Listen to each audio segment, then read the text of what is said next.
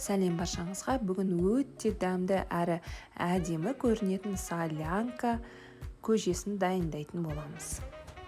Менің каналыма тіркелуді ұмытпаңыз. Алдағы жаңа рецепттерді бірінші болып білетін боласыз. Алдымен етті пияз және сәбіз салып қайнатып аламыз. Ет піскенше қайнатамыз. Бөлек табаны отқа қойып, үстінен өсімдік майын құямыз.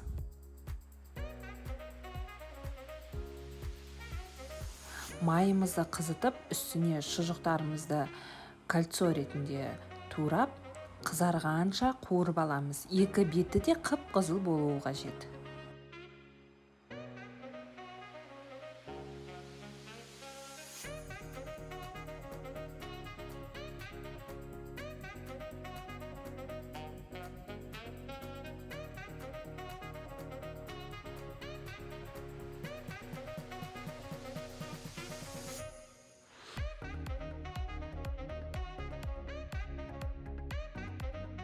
Қызарған шұжықтарымызды бөлек тарелкеге сүзіп аламыз барлығын. Шұжықтарымыз қуырылған майда үстіне майдалап туралған пиязды және де кубик ретінде туралған тұздалған қиярды салып, және үккіштен өткізілген сәбізді салып, жақсылап қуырамыз.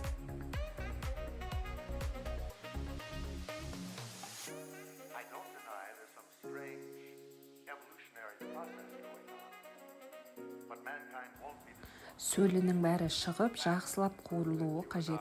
Шамамен 5-7 минуттай қуырамыз. Сосын үстіне томат пастасын қосып, тағы да 5-7 минуттай жақсылап қуырып аламыз.